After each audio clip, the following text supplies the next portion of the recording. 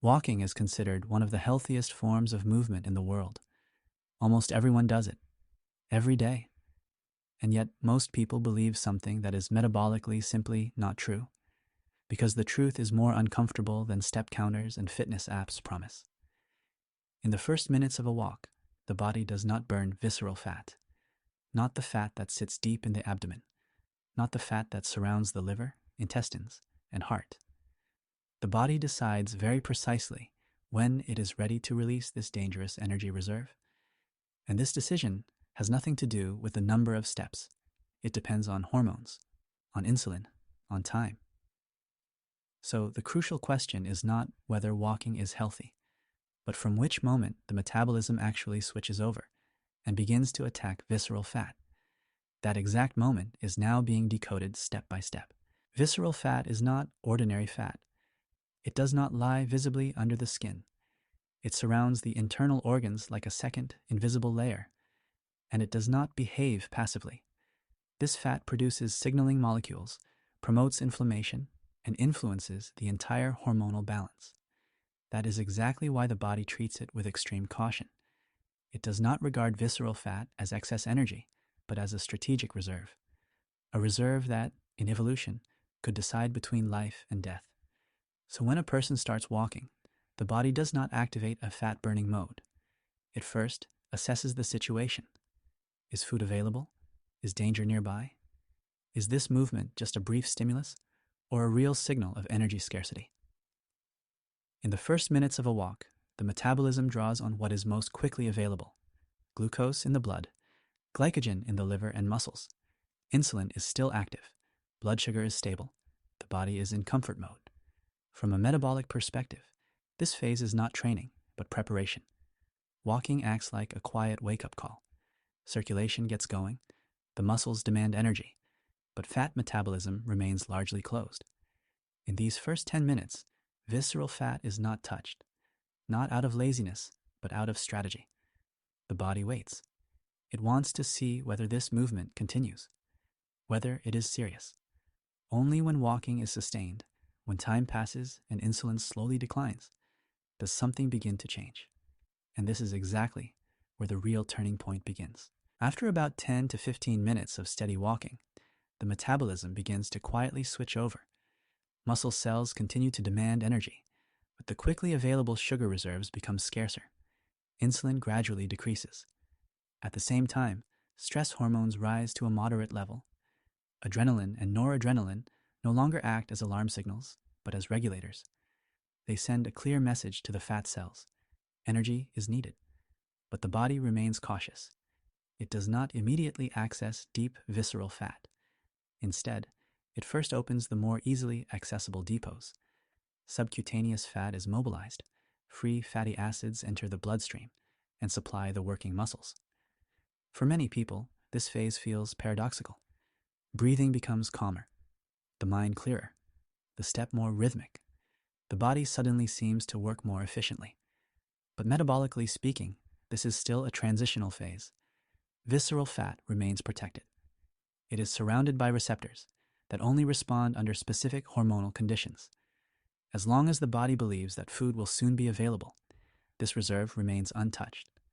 Only when walking continues, when movement remains constant and insulin levels continue to fall, does the metabolism begin to ask a new question.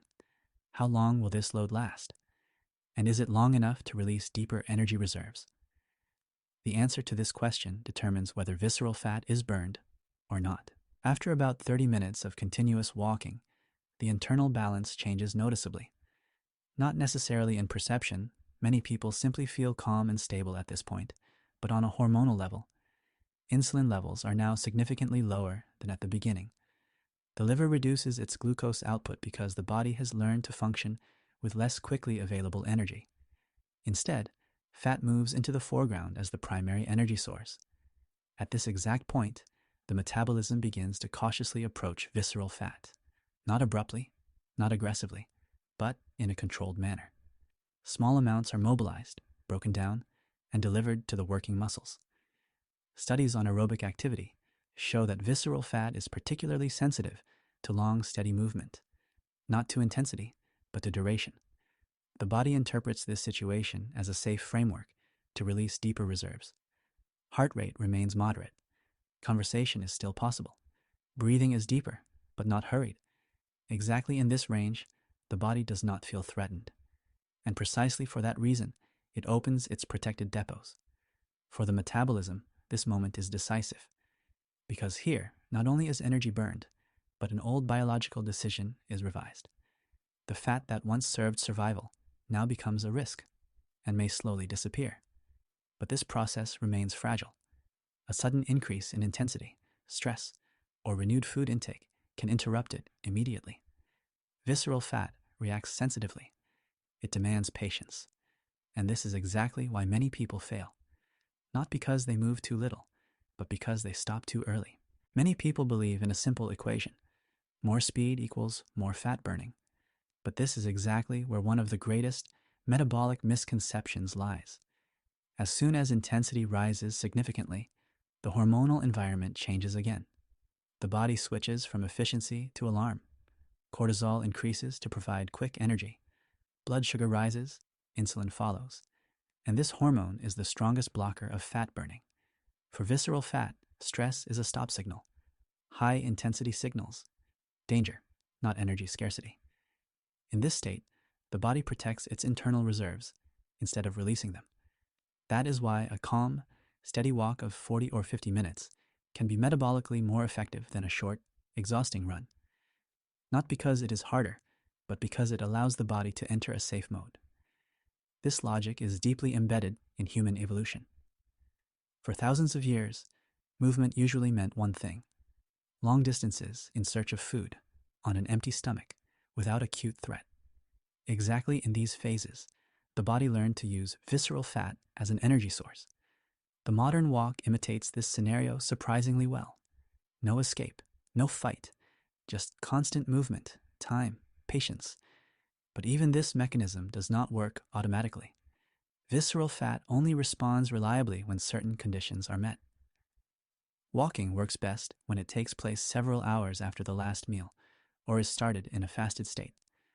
When it is done regularly, not sporadically, and when sleep, stress levels, and recovery allow the body to regulate hormones cleanly. Without these conditions, the effect remains small. Thousands of steps can be completed without anything changing in the abdominal area. Not because the body fails, but because it is not given permission. In the end, everything leads back to the initial question. From when does the body actually burn visceral fat while walking? The answer is unspectacular, but clear. Not immediately, not through speed, but after about 30 minutes of steady movement, in a state of low insulin, and without hormonal stress. Visceral fat does not disappear through pressure. It disappears through trust. The body releases this reserve only when it is sure it no longer needs it. But as clear as this mechanism is, it does not apply to every person in every situation. The metabolism is not a switch that works the same for everyone. It reacts to pre-existing conditions, to medications, to hormonal characteristics, and to individual life circumstances. People with severe metabolic disorders, with a history of eating disorders, or in special life phases such as pregnancy, should never adopt changes in movement and eating behavior without reflection. This content serves to understand biological processes.